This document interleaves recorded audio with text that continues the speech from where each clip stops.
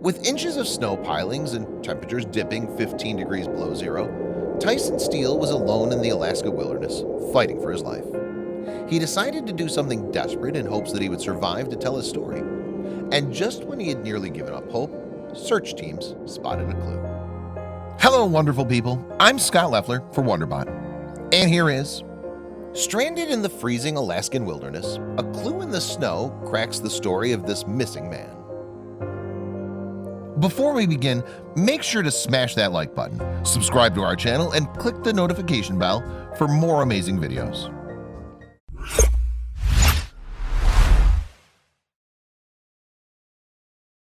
In Salt Lake City, the Steele family was far from being able to enjoy the comfortable Christmas season that they'd hoped for. Despite the surrounding holiday cheer, the family could tell that something was wrong miles away. It had been weeks since they'd heard from their son Tyson, and it wasn't like him to not call, especially around the holidays. The Christmas holiday had passed in its entirety without so much as a text message. New Year's came around and still there'd been no word from their son. The Steeles were worried, and they were right to be. Over 2,000 miles away, unbeknownst to them, their son was literally fighting for his life, with no one to help him. Tyson Steele was 30 years old when he decided to do something that he'd spent years dreaming about. And what might have seemed like a crazy move to some, Tyson had bought 40 entire acres of land in the wilds of the Alaskan frontier, a full 60 miles away from the city of Anchorage, in an area known as Skwentna. Tyson had visited Alaska a few times prior and fell in love with its untamed frontiers. He quickly packed up his life and moved out to his plot of land. He bought an old hut from a Vietnam War veteran, built using tarps, and set up camp.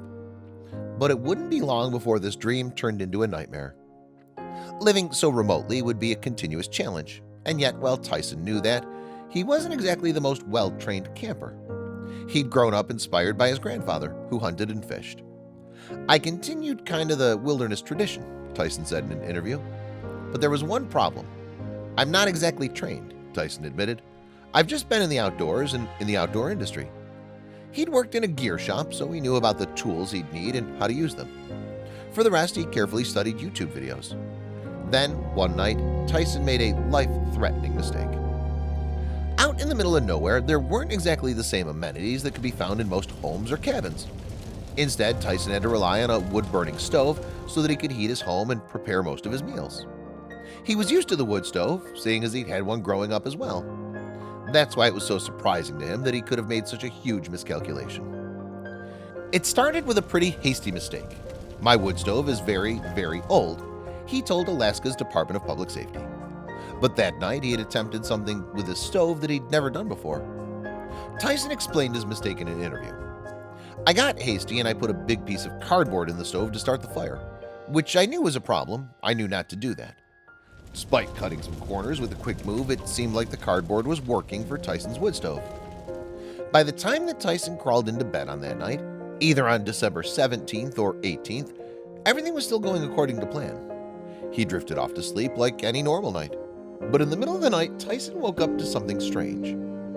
It was 1 or 2 o'clock in the morning when Tyson woke up cold in his cabin. Considering that Tyson set up camp in Alaska, the feeling was totally normal. But as he laid awake trying to fall back to sleep, he noticed something that was definitely not right. "So it takes me a while to get back to sleep," Tyson explained, "and drip, drip, drip. There's fiery drips of plastic coming through the roof above me. The steady dripping was landing all over his bed, burning his skin as it landed on his body." He quickly went outside to investigate what exactly was going on. Tyson was already sleeping in long johns, but he slipped on a heavy wool sweater and quickly shoved his sockless foot in his boots for what he expected would be a quick trip outside. Awaiting him was a nightmarish sight. "So I got out to pick up some snow and I just see that the whole roof's on fire." It didn't take long for Tyson to realize his mistake. The large piece of cardboard that Tyson had used earlier that evening in his wood stove had sent sparks through the chimney, which had landed on the roof. That was enough to quickly ignite his plastic and wood home, sending it erupting into a fiery blaze. Now, Tyson had to think quickly. The flames on the roof were swallowing Tyson's cabin even faster than he could have expected. There was fire everywhere. He had to rush inside and grab as much as he could before all his belongings became a massive pile of ash. Without even thinking, he dashed back into the burning cabin. It was just like from the point of going back and seeing the roof on fire, going back in like smoke everywhere, Tyson recalled. There's this image that keeps coming back in my mind of a swirling flame coming sideways from my face, you know? Tyson could hear the cabin cracking and disintegrating, with the sound of flames roaring as he gathered his things, and then the fire turned deadly. Tyson was running as fast as he could, entering and exiting the blazing cabin, trying to gather as much as he could hold before it was too late. Everything that Tyson had ever owned was stacked in the shelves of that cabin, but Tyson didn't care as much about those things as he cared about getting his chocolate Labrador retriever, Phil, out of the fire. While Tyson thought Phil had run out of the cabin to safety, he realized too late that his dog was trapped inside. There was nothing that Tyson could do. I had no logic, nothing, he said. Just a visceral, not angry, not sad, just like, that's all I could express. Just scream. I felt like I tore my lung out. He was on his own. Tyson continued to scream, but no one could hear him. He was alone in the Alaskan wilderness, covered in ash, the only remains of his makeshift home. Tyson used shovels full of snow to try to put out the fire, but nothing was working. The longest night of his life was far from over. He was quickly presented with another problem. Tyson had stored 2 years' worth of food inside of his cabin, but that had all been kept next to the cooking oils and Crisco tins. When the fire raged through his home, it swallowed the oils, greases, and everything surrounding them. The grease fires only added to the chaos, and Tyson was left sitting by his burning cabin, hopeless, alone, and afraid for his life. It was the time of year that nights were increasingly darker in this part of the world, so Tyson could not really see what he'd collected and think of a proper plan until morning light came a few hours later. Heartbroken, he spent the night using the fires from his destroyed home to keep himself warm. I started going through a plan, Tyson said, so my first objective was making inventory and to eat something because I'd been working my butt off all night. But he quickly noticed that there was a huge problem. Tyson had only been able to get a fraction of his food out of his home safely, and a 2-year supply instantly shrank to a 30-day supply. I got all my cans of food, and I figured I had 2 cans a day for 30 days of rations, Tyson said. Some of the jars, understandably, were in terrible shape. Liquefied plastic had seeped into his jar of peanut butter, and as he explained, the thing was, maybe half of those cans they've heated up and popped open and the smoke circulating inside the can. So it tastes like my home, just burning, he said. For now, Tyson would have to make do with the few cans he had left. Of course, 2 cans of food a day did not seem to be nearly enough, especially considering all the stress he was under. But Tyson had much more to worry about if he was going to survive. After witnessing his home burn to the ground, Tyson spent his first 2 nights huddled in a snow cave. During both of those freezing nights, temperatures dipped to 15 degrees below zero. Tyson had been able to grab a pair of overalls as he gathered his things, but all he had besides those were the clothes on his back, no socks, and a sleeping bag for warmth. Without a candle or any source of light, those first 2 nights were spent in complete darkness. Tyson knew that this was not going to be sustainable, and so he started to get to work on building a temporary shelter. But even with a new shelter, he knew he couldn't survive like this for long without finding help. The question was, from where? As Tyson was building himself a new shelter, he wondered when his family was going to begin to worry about him. He'd brought an old cell phone to Alaska to check in with them weekly, but sometimes his disconnection from the world meant that he would occasionally miss a call with his family, and weekly calls would sometimes become bi-weekly calls. There would be times when his family would worry, and then they'd get a call from him a few days later.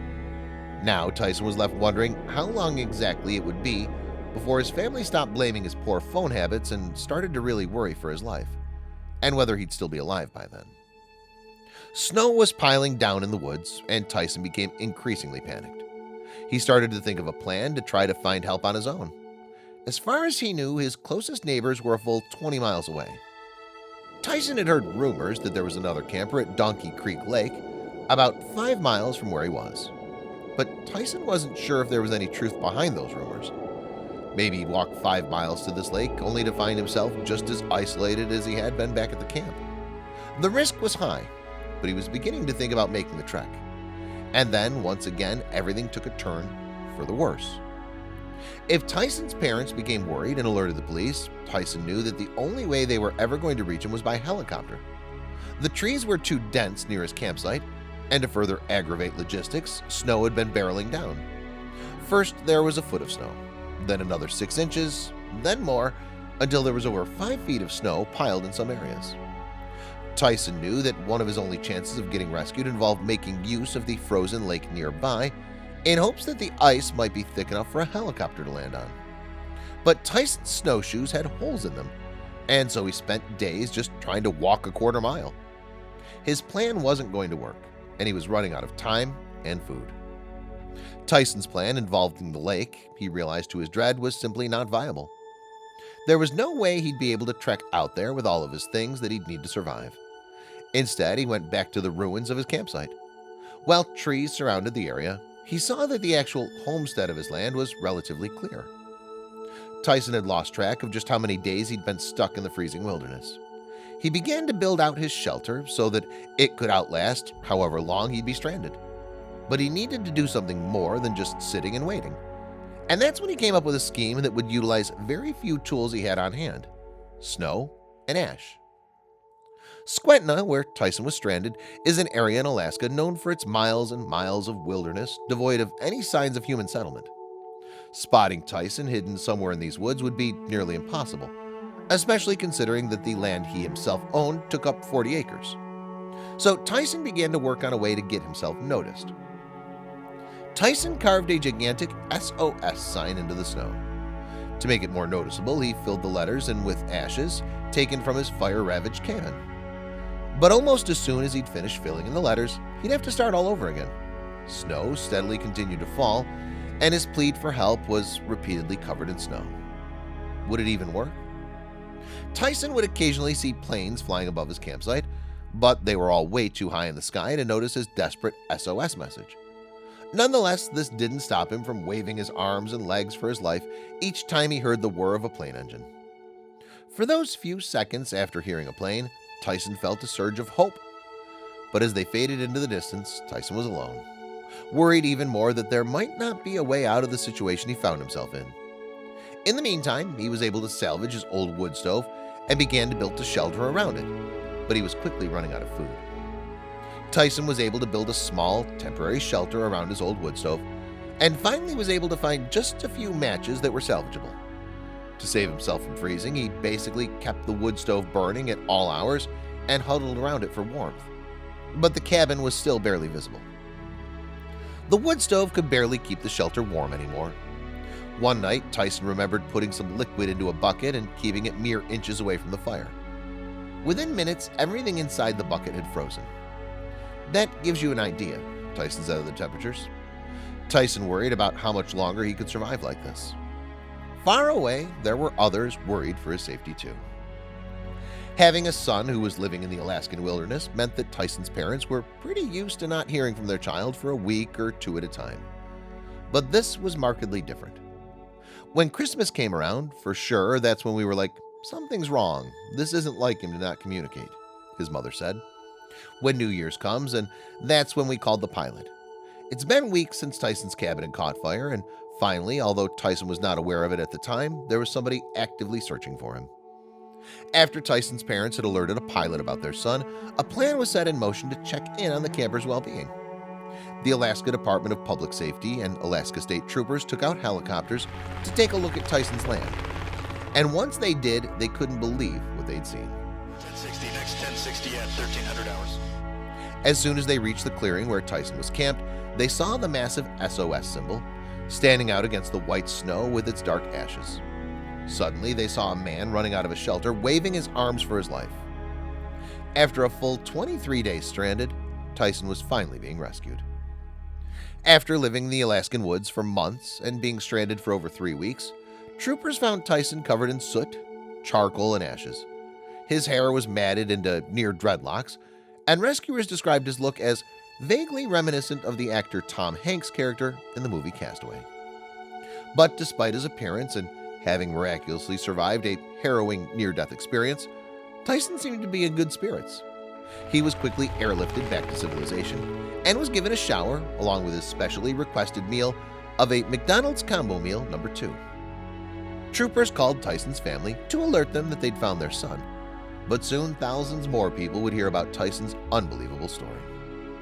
The scene that had just unfolded seemed like something lifted straight out of the plot of a movie. And luckily for the troopers involved and for Tyson, the whole dramatic episode was captured on the helicopter's video camera. With Tyson's permission, the Alaska Department of Public Safety posted the rescue mission video online, and it quickly gained attention. In just a few hours, hundreds and soon thousands of people had watched the video and shared it to their own social media followers. Overnight, Tyson went from alone in the wilderness to attracting the attention of random fans online. Meanwhile, Tyson reunited with his family in Salt Lake City. But the reunion wouldn't last for very long. Tyson had survived an experience that could have easily killed him. He confronted the dangers of the freezing Alaskan wilderness head-on and lived through something that could have left him scared to be left alone in the woods again. But instead, Tyson feels a little differently. 2 months away from Alaska is wearing on me, so I'm going back to the homestead, Tyson posted on Facebook, alerting his followers that he would be moving back out to his land in the woods. It seemed that not even a near-death experience could keep Tyson away from his love of Alaska's natural bounty.